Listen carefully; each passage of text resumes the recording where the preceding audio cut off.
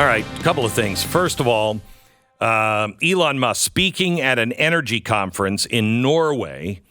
Elon Musk said, quote, "I think we need to use oil and gas in the short term.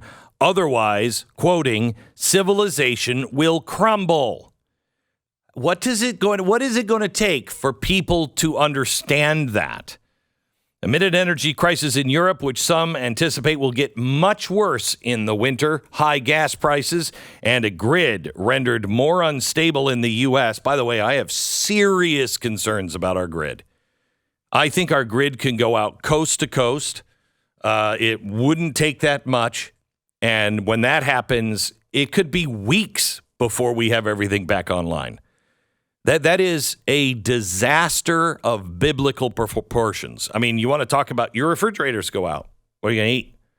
I mean, I don't think the soy sauce is going to go bad in my refrigerator, but everything else would go bad. He also indicated that we, quote, have a clear path to sustainable energy future, but it's not a path that we can tread quickly. It's going to take decades to complete. That transition by no means is simply a simple or an easy one. This is one of the biggest challenges the world has ever faced. Our food supply, be it staple grains, clucking birds, favorite vegetables, or seafood, praised for its nutritious quality, has become increasingly dependent on fossil fuels. Even if we try to change the global food system as fast as realistically conceivable, we will be eating transformed fossil fuels, be it as loaves of bread or as fishes, for decades to come. He said the transition will not be, it cannot be, a sudden abandonment of fossil carbon or even its rapid demise, but rather a gradual decline. But they're not going to do that. They're not going to do that.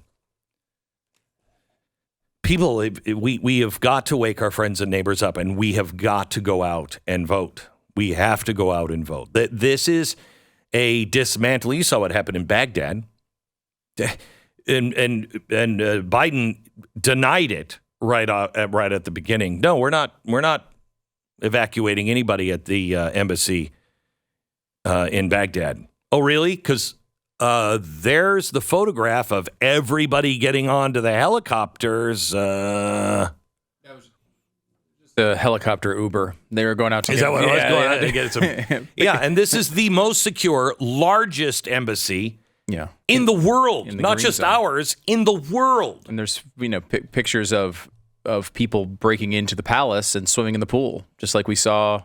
We've seen around the world now with some of these palaces. That's what they're doing. They're breaking in. They're swimming in the palace pool, the former Saddam palace pool. Chaos all around the world. But Joe Biden seems to get zero blame for it. I will tell you, I looked at the footage from Baghdad, not of the entrance into the palace, and I thought, looks like January 6th.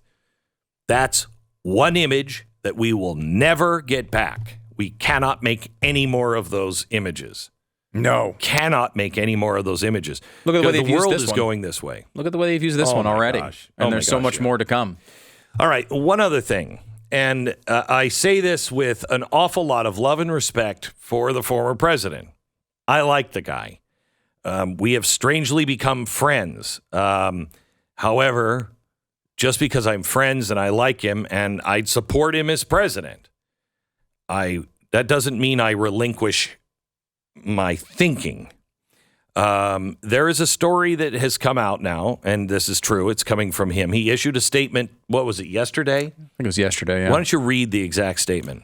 This is from Truth Social. He says, so now it comes out conclusively that the FBI buried the Hunter Biden laptop story before the election, knowing that if they didn't, Trump would have easily won the 2020 presidential election. That last part is in quotes. Well, but I'm not sure that is true. But what is true is I think it was like 81% of people said that it would have changed the election.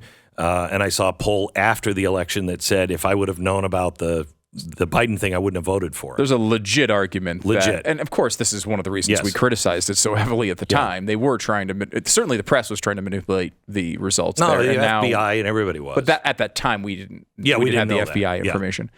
Anyway, goes on to say, this is massive fraud and election interference at a level never seen before in our country. Except for 2016. Oh yeah? Yeah, the Russians? The Russians. That all was, manipulated by the FBI again. Yeah, my understanding is Vladimir Putin cast the deciding vote in that election. No, he didn't. Anyway, they were trying to make it look that way. Oh, okay. I'm sorry. I misunderstood. Yeah. Mm-hmm. So Trump finishes with a remedy.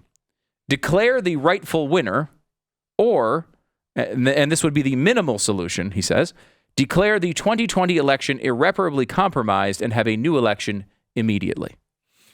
So here's the problem with this. And I understand what he feels. And I understand. I mean, I can't imagine living like he has lived. Guy's been under attack for 5-6 years. Total attack from every direction. So I appreciate that. However, there is no remedy to this in the Constitution. It wasn't there. I'd be for an amendment.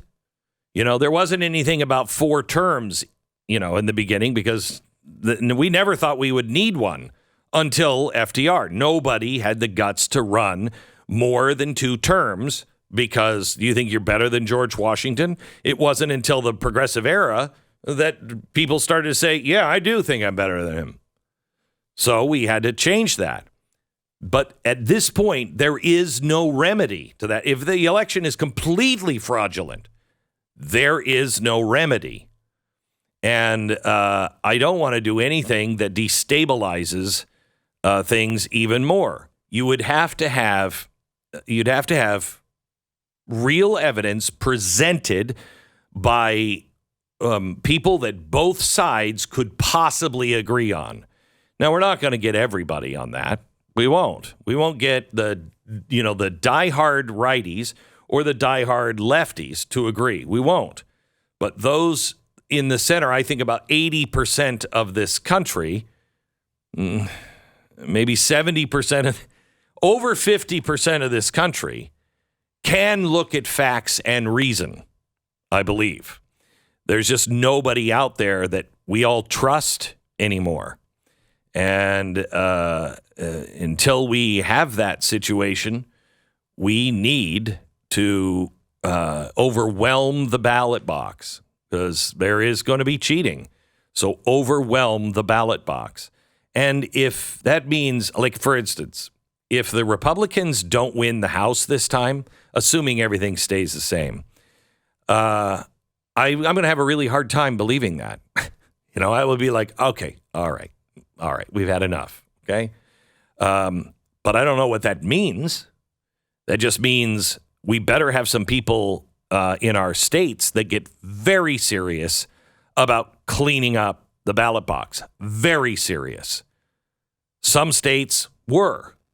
Most states, not so much. But we can't go off the Constitution. We cannot do it.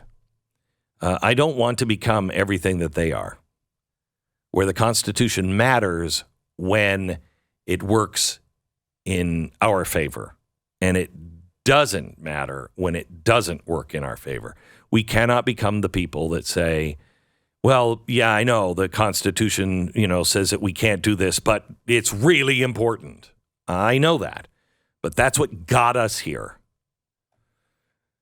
And I know people don't want to play by the rules, but if we don't, what do we have?